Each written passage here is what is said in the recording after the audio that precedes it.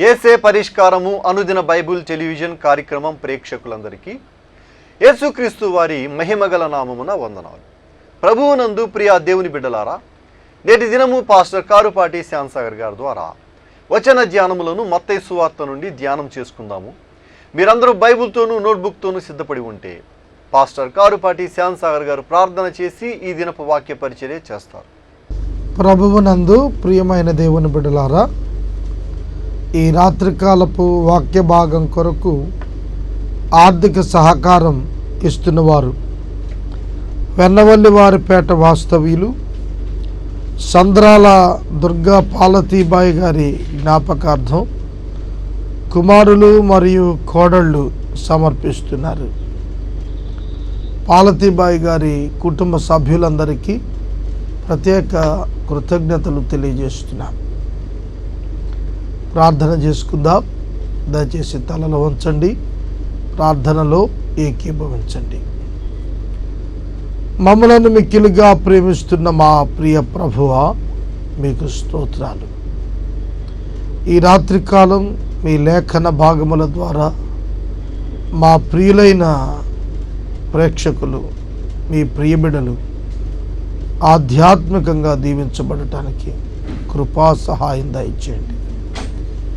ఈ రాత్రికాలం ప్రత్యేకంగా పాలతీబాయి గారి కుమారులు కోడళ్ళు కుటుంబాన్ని మీరు దీవించండి. ప్రత్యేకంగా ఈనాటి వాక్య ధ్యానం ద్వారా మమ్మల్ని అందరిని ఆశీర్వదించండి. యేసుక్రీస్తు ప్రభువారి పేరిట ప్రార్థన చేస్తూ ఉన్నాము తండ్రి, ఆమేన్. ప్రభువునందు ప్రియ దేవుని బిడ్డలారా, ఈ రాత్రికాలం దేవుని యొక్క వాక్యం నిమిత్తం మత్తయి సువార్త 15వ అధ్యాయం 35వ వచనము నుండి వాక్యాన్ని ధ్యానం చేద్దాం. యేసుక్రీస్తు ప్రభువారు ప్రజలను కనికరంతో చూస్తున్నారు. గత రాత్రికాలపు వాక్య భాగంలో ప్రజలపై కనికరపడి వారు ఆహారము కొరకు 3 దినములుగా ఉపవాసం ఉండి ఆహారం లేని పరిస్థితి, అంటే 3 దినాల ఉపవాసం వలన వారికి మూర్ఛబోయే పరిస్థితి వచ్చినప్పుడు ప్రభువు శిష్యులను పిలిచి వారికి ఆహారం ఇవ్వమన్నారు. ఇంత గొప్ప సమూహం తృప్తిపడటానికి కావలసిన రొట్టెలు ఎక్కడి నుంచి వస్తాయి? ఇది ప్రశ్న. మనకు ఎక్కడ నుండి వచ్చును? మనకు ఎక్కడ నుండి వచ్చును? అందుకు యేసు, మీ యొద్ద ఎన్ని రొట్టెలు ఉన్నాయి? చూడండి, మన ఆలోచన ఎట్లుంటుంది, ప్రభువు ఇచ్చే పరిష్కారం ఎట్లుంటుంది. మనకు ఇన్ని రొట్టెలు ఎక్కడి నుండి వచ్చును? శిష్యులు ఒక బృందం 12 మంది, 1 యూనిట్, ఒక బృందముగా ఉన్న శిష్యుల ప్రశ్న, ఇన్ని వేల మంది ప్రజలకు ఆహారం ఇవ్వటానికి రొట్టెలు ఎక్కడి నుండి వచ్చును? ఈనాటి క్రైస్తవ కుటుంబాలలో కూడా వారి స్థితిని బట్టి ఆలోచన చేస్తూ ఉంటారు. అరణ్య ప్రాంతం, మనం కొద్దిమందిగా ఉన్నాం, డబ్బు లేదు, వ్యాపారం చేస్తున్న వారి యొద్దకు వెళ్ళటానికి అవకాశం లేదు, వెళ్ళి తెచ్చేటప్పటికి టైం ఇంకా పెరిగిపోతుంది, ప్రజలు మూర్ఛిల్లిపోతారు. చాలా ప్రశ్నలు మన మనసుల్లో ఉండిపోతాయి. మనం ప్రశ్నల వైపు మన మనసులను త్రిప్పుతాం, కానీ ప్రక్కనే నిలిచిన యేసు పరిష్కారం అని ఎరగం. వారి ప్రశ్నలకు కారణం ఆయనను ఎరుగకపోవటమే. వారి ప్రశ్నలకు కారణం తమ ఎదుట ఉన్న ప్రభువు ఈ ప్రశ్నలకు జవాబుని తెలియకపోవటమే. మీ కుటుంబాల్లో కూడా అనేక సమస్యలు ఉంటాయి. ఆ సమస్యలకు అనేక కారణాలు ఉండొచ్చు. కాలపరమైనటువంటి కారణాలు ఉండొచ్చు, స్థలపరమైనటువంటి కారణాలు ఉండొచ్చు, సామర్థ్యతపరమైనటువంటి కారణాలు ఉండొచ్చు, ఆర్థికపరమైన కారణాలు ఉండవచ్చు, మనుషులతో కూడిన కారణాలు ఉండవచ్చు. అయితే ఎటువంటి కారణమైనా సరే అది యేసు పరిష్కారం. యేసయ్య అడుగుతున్నారు, మీ యొద్ద ఎన్ని రొట్టెలు ఉన్నవని వారిని అడుగగా వారు 7 రొట్టెలను కొన్ని చేపలను ఉన్నవని ఆయనతో చెప్పిరి. వారి యొద్ద ఉన్న కొంచెము మొత్తమును చూపించారు. ప్రభువా, మా యొద్ద 7 రొట్టెలు ఉన్నాయి, కొన్ని చిన్ని చేపలు ఉన్నాయి, అంతకుమించి ఏమి లేవు. విస్తారమైన జన సమూహానికి 7 రొట్టెలు కొన్ని చేపలు ఎట్లా సరిపోతాయి? అసాధ్యం.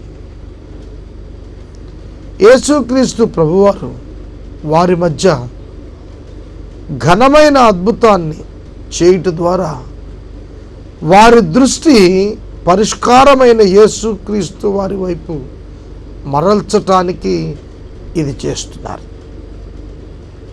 ఆ ప్రజల ఆకలి తీర్చడమే కాదు, శిష్యుల యొక్క ఆధ్యాత్మికపరమైనటువంటి జీవితాలను వృద్ధి చేయటానికి, వారిలో విశ్వాసపు ప్రమాణాలను ఉన్నత శిఖరాలకు చేర్చడానికి క్రీస్తు ప్రభువారు ఆ ప్రశ్న అడిగారు. మీ యొద్ద ఎన్ని రొట్టెలు ఉన్నాయి? సోదరుడా, సోదరి, తదుపరి ప్రశ్న అవి ఆయన చేతిలోనికి ఇవ్వాలి. మనం ఎవరైనా అవసరం ఉన్నవాళ్ళు మన దగ్గరికి వచ్చి, మీకు మీ యొద్ద ఫలానాది ఉందా అని అడిగితే, వారికి అవసరం అని మనం ఖచ్చితంగా తెలుసుకుంటే ఇవ్వటానికి ఇష్టపడం. అవసరం లేని వారికి ఇవ్వటానికి ఇష్టపడతాం.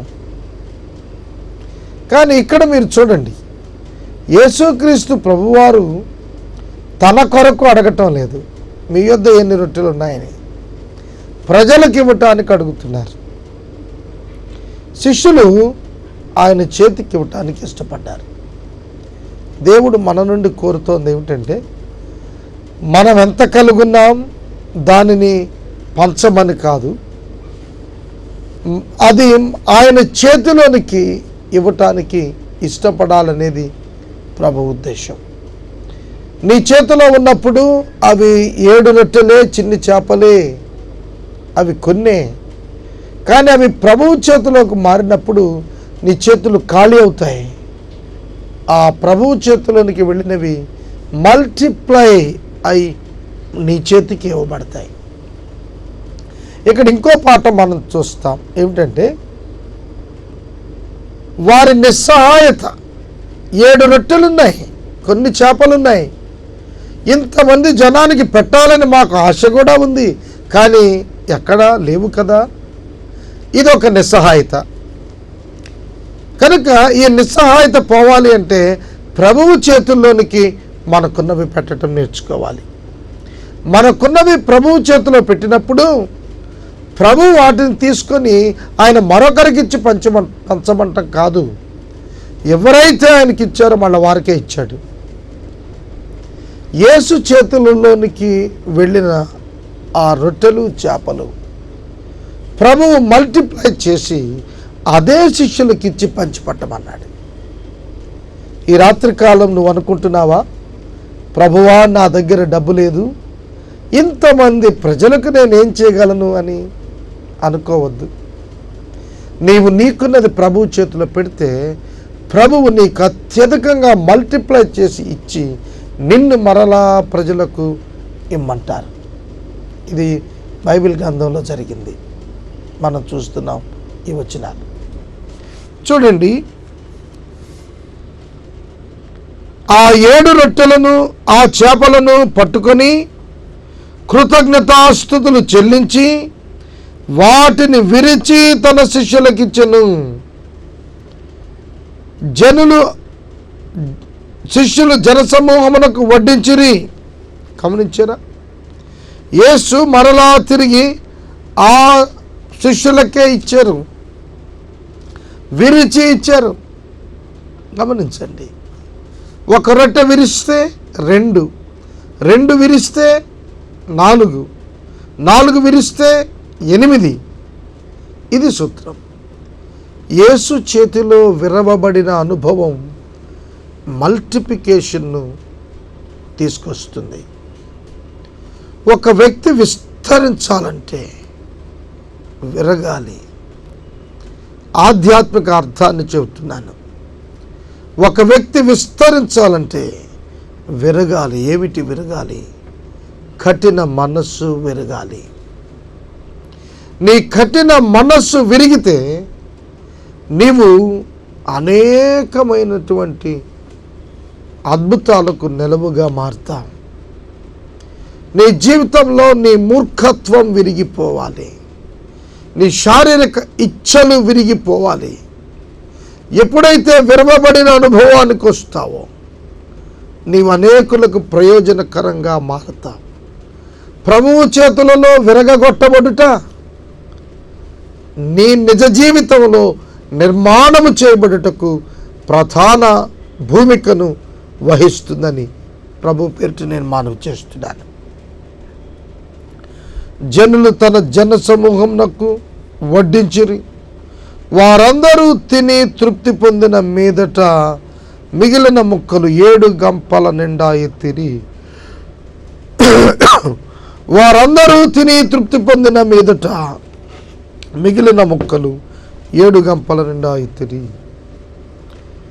చాలామంది అనుకోవచ్చు 7 రొట్టెలు చిన్ని చేపలు, 7 రొట్టెలు ఇందాక నేను చెప్పినట్టు విరుచుకుంటూ పోతే చాలా చిన్న చిన్న ముక్కలు వస్తాయి, అక్కడున్న వాళ్ళు తిన్నారు అని అనుకోవచ్చు. అట్లా కాదు ఇక్కడ జరిగింది. మల్టిప్లై అయ్యాయి. 1000 మంది భుజించారు. 7 గంపలు ఎత్తారు. 7 గంపలు ఎత్తారు. ఇది ఎంత అద్భుతం! 1000 కొలది ప్రజలు అక్కడ ఆహారం కొరకు ఎదురు చూస్తుంటే 3 దినాల పాటు ఆ మీటింగ్స్ పూర్తయ్యాయి. ప్రభు ఎదుట కూర్చుని వాక్యం విని విని విని వారు మూర్ఛిల్లే పరిస్థితి వరకు వాక్యం విన్నారట. ఈ రోజుల్లో మందిరాల్లో 30 గంట వాక్యం దాటితే చాలామంది వాచ్ చూపిస్తారు. బోధకునికి వాచ్ చూపిస్తారు. అయ్యా బోధకుడే ఇక చాలులే. కొన్ని సంఘాలు ఇంకా గొప్ప సంఘాలు అర్ధగంట దాటితేనే వాచ్ చూపిస్తారు. యేసు 3 దినాలు బోధించారు.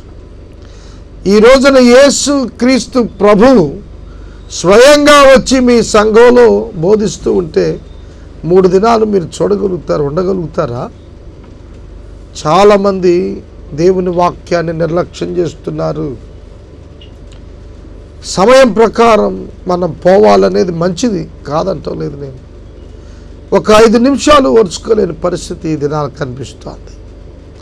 యేసు నోట నుండి వస్తున్న దయగలిగిన మాటలు వారి హృదయాలను తెప్పరిల్లజేశాయి.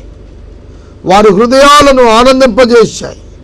వారి హృదయాలను స్థిరపరిచాయి విశ్వాసంలో. వారి ఆహారమును మరిచి వింటున్నారు. సోదరుడా సోదరి, నీ జీవితంలో వాక్యానికి ఎటువంటి స్థానం ఉంది? వాక్యానికి నీవిచ్చే స్థానం ఏమిటి? నీ సమయాన్ని వాక్యము వినుట కొరకు ఎంతసేపు నువ్వు ఇవ్వగలుగుతావు? ఆలోచన చేయమని ప్రభు పేరిట మనవి చేస్తున్నాను. స్త్రీలను పిల్లలను గాక తిరిగిన వారు 4000 మంది పురుషులు. వారందరూ తిని తృప్తి పొందిన తరువాతనే, ముందు కాదు. వారందరూ తిని తృప్తి పొంది సంపూర్ణమైన ఆహారం అనుగ్రహించబడింది. 4000 మంది పురుషులు, స్త్రీలు, పిల్లలు వారందరూ తిన్నారు, తృప్తి చెందారు. ఆ తర్వాత మిగిలినటువంటి ముక్కలు 7 గంపలుగా ఎత్తారు. చూడండి, పురుషులు, స్త్రీలు, పిల్లలు. ఇక్కడ నాడు స్త్రీలు, పిల్లలు, పురుషులు, ఈ కుటుంబాలు దేవుని సన్నిధికి రావటం ఈ ప్రత్యేక సందర్భంలో నేను మనవి చేస్తున్నాను. కుటుంబాలు దేవుని సన్నిధికి రావటం. ఈ రోజున ప్రభు సన్నిధికి భర్త వస్తే భార్య రాదు, బిడ్డలు రారు. భార్య వస్తే కొందరు భర్తలు రారు. భార్యాభర్తలు వస్తే పిల్లలు రారు. పిల్లలు వస్తే తల్లిదండ్రులు రారు గుడికి, మీటింగ్స్కి, సెమినార్స్కి, వాక్యమునకు ఎక్స్పోజ్ అవటానికి వారు పిల్లలను సైతం తీసుకుని వచ్చారు. సోదరుడా, సోదరి, ఒక భార్యగా, ఒక భర్తగా నీ కుటుంబం అంతా కూడా వాక్యం వినటానికి మిమ్మల్ని మీరు సిద్ధపరచుకుని ఉండాలని ప్రేమతో మనవి చేస్తున్నా. ఆ తర్వాత ఆయన జన సమూహమును పంపివేసి దోణి ఎక్కి మగదాను ప్రాంతములకు వచ్చెను. చూడండి, యేసుక్రీస్తు ప్రభువారు జన సమూహములను పంపివేసి, చాలా విచిత్రంగా ఉంటుంది యేసుక్రీస్తు ప్రభువు యొక్క జీవితం. మనకు కూడా కూటాలు జరుగుతాయి, వేల మంది ప్రజలు వస్తారు. ఇది నాకు కూడా అనుభవం ఉంది. ముగింపు ప్రార్థన అప్పటి వరకు వర్తమానం చెప్పిన దైవ సేవకుడు ముగింపు ప్రార్థన వేరొకరికి ఇచ్చి ఆయన ప్రార్థన చేస్తూ ఉండగా ఆయన చక్కగా దిగి వేదిక దిగి కారులో ప్రజలకు కనబడకుండా వెళ్ళిపోతాడు కదా. మీకు తెలుసు, నాకంటే ఎక్కువ మీకే తెలుసు. మీరు చాలా పేర్లు చెప్పేస్తారు కూడా. కానీ ఇక్కడ యేసు వారిని పంపివేసిన తరువాత వెళ్ళాడు. అతడు ముందు వెళ్ళిపోయిన తర్వాత ప్రజలు వెళ్ళటం కాదు. ఈనాటి వర్తమానికులుగా మనం ఆలోచిద్దాం ఒకసారి. కాంగ్రిగేషన్ వెళ్ళే వరకు, జనసమూహం వెళ్ళిపోయే వరకు ఉన్నటువంటి యేసు తరువాత తాను ప్రయాణమై మగదాను ప్రాంతానికి వెళ్ళాడు. చూడండి, పీపుల్ ఆర్ ఇంపార్టెంట్. ప్రజలు ముఖ్యం. ప్రజలంటే గౌరవం, ప్రజలంటే కనికరం, ప్రజలంటే ప్రేమ, ప్రజలు ముఖ్యం అనే తీరు యేసునొద్ద మనం కనుక్కుంటున్నాం. ఈ ప్యాసేజ్ అంతట్లో 32వ వచనం దగ్గర నుంచి మీరు చూసినట్లయితే యేసు ప్రజల పట్ల ఎట్లాంటి ప్రవర్తన కలుగున్నారు, మనం ప్రజల పట్ల ఎట్లాంటి ప్రవర్తన కలుగున్నాం. యేసు ప్రజల ఆకలిని గుర్తెరిగారు. యేసు ప్రజల యొక్క అవసరతను గుర్తెరిగారు. యేసు ప్రజలను గౌరవించారు, ఆదరించారు. మరి మన జీవితాలు ఎట్లున్నాయి? మన జీవితాలు ఎట్లా ఉన్నాయి? క్రీస్తుకు విరోధమైనటువంటి బోధ లేకపోయినా, క్రీస్తును పోలిన జీవితం లేకపోతే ఎఫెక్టివ్ కమ్యూనికేషన్ చెయ్యలేవు. సువార్త ప్రకటన చేసేవారే కానీ, యేసుక్రీస్తును వెంబడిస్తున్నామని చెప్పుకొని ఆరాధనలకు వెళుతున్న వారే కానీ, యేసుక్రీస్తును పోలి జీవించకపోతే సమాజంలో క్రీస్తును మనం చూపించలేం. ఒక్కటే విధానం, క్రీస్తును చూపించాలి అనగా నీవు క్రీస్తు వలె రూపాంతరం చెందాలి. నా జీవితంలో నేను ఎవరిని చూపించగలను? నా శరీరమునందున్నటువంటి పాపాన్నే చూపించగలుగుతాను. కానీ నా ప్రభువును చూపించాలి అనగా నా అంతరంగం మారవలెను. ఎట్లా మారాలి? ప్రభువు ఎట్లున్నారో అట్లా మారాలి. ప్రభువు తలంపులు ఎట్లో అట్లాంటి తలంపులకు రావాలి. ప్రభు ఉద్దేశాలు ఎట్లానో అట్లాంటి ఉద్దేశాలకు రావాలి. ప్రభువు పనిచేసిన విధానం ఎట్లో అలాంటి విధానానికి రావాలి. ఈ దినాల్లో కొంతమంది దైవ సేవకులు చాలా ఉన్నతమైనటువంటి గురులను కలిగి ఉంటున్నారు, గోల్స్ కలిగి ఉంటున్నారు. అవి చాలా మంచిది. ఆ goals secular market or secular business సంబంధించిన రీతిగా బిబ్లికల్గా నిర్వచించడానికి ప్రయాసపడుతూ ఫెయిల్ అవుతున్నారు. గుర్తుపెట్టుకోండి, గోల్స్ కలిగి ఉండటం స్పిరిచువల్ లైఫ్లో చాలా మంచిది, అవసరం. అయితే వాటిని రీచ్ అయ్యేది బిబ్లికల్ వేలోనే రీచ్ అవ్వాలి. ఒక క్రైస్తవ సంఘం, క్రైస్తవ విశ్వాసుల సమూహం, క్రీస్తును నమ్మామని చెప్పుకునేటువంటి వ్యక్తుల సమూహం అన్యజనాంగం వలె అనేక విషయాల్లో పాలు పంపులు పొందుతుంటే ఐడెంటిటీ ఎక్కడ? ప్రత్యేక జీవితం ఎక్కడ? ప్రేమించటం వేరు, ప్రభు బిడ్డలుగా లోకములో ఉన్న మనుషులను ప్రేమించటం వేరు, వారితో గుర్తించబడటం వేరు. ఈ విషయం జాగ్రత్తగా గుర్తుపెట్టుకోండి. వారితో ఐడెంటిఫై చేయబడటం అనేది చాలా జాగ్రత్తగా వాక్యానుకూలంగా మనం మలుచుకోవాలి.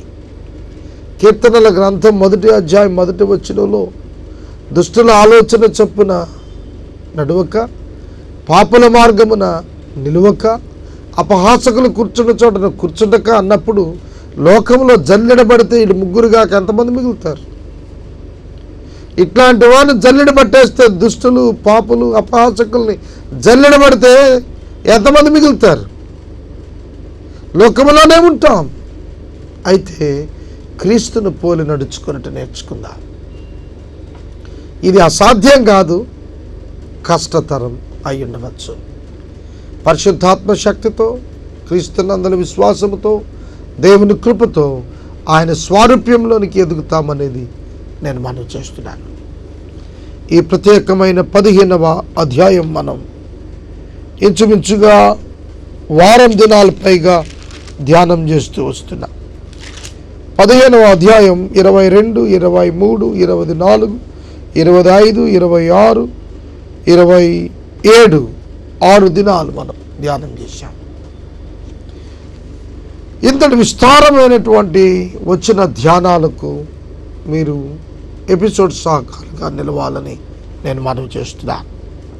ఇక 16వ అధ్యాయానికి వచ్చేటప్పటికి 28 వచనాలు, ఇవి చాలా గంభీరమైన వచనాలు. ఇక్కడ శాస్త్రులు, పరిసయ్యులు, సద్దూకయ్యులు వచ్చి ఆయనను శోధించుటకు ఆకాశము నుండి ఒక సూచక క్రియను తమకు చూపమని ఆయనను అడిగిరి. సూచక క్రియ, యూదులలో సూచక క్రియ అనేటువంటివి పాత నిబంధన కాలంలో అనేక ఉన్నాయి. యెహోషువ భక్తుడు అంటాడు, నేనును నా పిల్లలు మీ ఎదుట సూచక క్రియలుగా ఉన్నామన్నాడు. దేవునికి సూచక క్రియలుగా బైబిల్ గ్రంథం యెషయా గ్రంథంలో ఆహాజు రాజు మాట్లాడుతూ ఉన్నప్పుడు ప్రభు అన్నారు అతనితో, ఇదిగో నేను నీకు ఒక సూచన చూపిస్తాను. కన్యక గర్భవతి అయి కుమారుని అంటుంది, ఆయనకి ఇమ్మానుయేల్ అని పేరు పెడతారు. సూచన ఏమిటి? స్త్రీలు సాధారణంగా వివాహమైన తరువాత వారి సంసార జీవితం ఫలంగా గర్భం ధరిస్తారు. అయితే పురుషుడు లేకుండా గర్భం ధరించడం ఎట్లా సాధ్యం? అందుకే యెషయా భక్తులు రాసినటువంటి గ్రంథంలో ఆహాజరాజును గురించి దేవుడు మాట్లాడుతున్నాడు. కన్యక గర్భవతి అయి, సూచక క్రియ కనుక బైబిల్ గ్రంథంలో మనం చూస్తున్నప్పుడు గిద్యోను గురించి చూస్తాం. గిద్యోను ప్రత్యేకంగా యుద్ధాన్ని జయించడాన్ని గురించి సూచనలు అడిగాడు. గొర్రెబొచ్చుపై నీరు పడటం, ఒక రాత్రంతా చుట్టూతా మంచు పడి ఆ గొర్రెబొచ్చుపై పడకపోవడం, అలాంటి సూచన చూపించమన్నారు. అట్లాంటి సూచన కోరిన వారికి ప్రభు ఇట్లా చెప్పారు అన్నాడు. ఏం చెప్పారనేది రేపటి వాక్య ధ్యానంలో మనం ధ్యానం చేసుకుందాం. ఎపిసోడ్కు సహకారం ఇచ్చినటువంటి వారు సంద్రాల దుర్గా పాలతీబాయి గారి జ్ఞాపకార్థం కుమారులు కోడళ్ళు సహకారం అందిస్తున్నారు. ప్రార్థన చేసుకుందాం. మనము ఇంతవరకు పాస్టర్ కారుపాటి శ్యాంసాగర్ గారి ద్వారా వచన ధ్యానములను మత్తయి సువార్త నుండి ధ్యానం చేసుకున్నాము. ఈ కార్యక్రమం ద్వారా మీరు పొందుకొనుచున్న ఆత్మీయ మేలులు ఒక ఉత్తరం ద్వారా మాకు తెలియచేయండి. మీ ప్రార్థనా మనవులు మాకు తెలియచేస్తే ఏసే పరిష్కారము కార్యాలయంలో ఏర్పాటు చేసిన ప్రత్యేక ప్రార్థనా శిబిరంలో మీ కొరకు ప్రార్థిస్తాము. మీ కుటుంబ పక్షముగా ఒక ఎపిసోడ్ ప్రసారం చేయాలనుకునేవారు మాకు తెలియచేయండి. అలాగే మా ఈ కార్యక్రమానికి ప్రతి నెల 100 రూపాయలు కానీ 50 రూపాయలు కానీ 25 రూపాయలు కానీ ఆర్థిక సహకారం అందించాలనుకునేవారు మాకు తెలియచేస్తే మా సిబ్బంది మీ గృహాలను దర్శిస్తారు. ముగింపు ప్రార్థన ఆశీర్వాదాలతో ఈ కార్యక్రమాన్ని ముగించుకుందాం. ప్రార్థించుదాం. తలలు వంచండి. మమ్మల్ని మిక్కిలుగా ప్రేమిస్తున్న మా ప్రభువా మీకు స్తోత్రం. ఈ సమయంలో మీ ప్రియబిడ్డలు వాక్యం విన్నారు. క్రైస్తవులంగా మా జీవితాలు దిద్దుబాటునకు ఇష్టపడటానికి సహాయం చేయండి. మీ చేతులకు మమ్మల్ని అందరిని అప్పగించుకుంటున్నాం. దుర్గా పాలతీబాయి గారి కుటుంబాన్ని దీవించండి, ఆశీర్వదించండి. ఘనత మహిమ ప్రభావాలు మీరు పొందండి. ప్రభు యేసే పరిష్కారం వీక్షిస్తూ అనారోగ్యంతో ఉన్న నీ ప్రియబిడ్డలను ఈ రాత్రికాలం ముట్టుమని ప్రార్థిస్తున్నా. సీజనల్ చేంజెస్ వలన అనేకులు అనారోగ్యం పాలవుతున్నారు. వారిని దృష్టించండి, దర్శించండి. ప్రభు ప్రత్యేకంగా ఆర్థిక ఇబ్బందులు పడుతున్నటువంటి వారికి సహాయం చేయండి. ప్రభువా తలపెట్టిన కార్యములను సఫలం చేయండి. ఆశపడుతున్న ప్రాణములను తృప్తిపరచండి. మీ కనికరం కోరుతున్న వారికి మిక్కిలి మెండుగా అనుగ్రహించండి. యేసుక్రీస్తు ప్రభువు పేరిట ప్రార్థిస్తూ ఉన్నాము తండ్రి, ఆమెన్. మన తండ్రి అయిన దేవుని ప్రేమ, కుమారుడైన యేసుక్రీస్తు ప్రభువు వారి యొక్క కృప, పరిశుద్ధాత్మ దేవుని యొక్క అన్యోన్య సహవాసం సదాకాలం మనందరికీ తోడై ఉండునుగాక. ఆమెన్.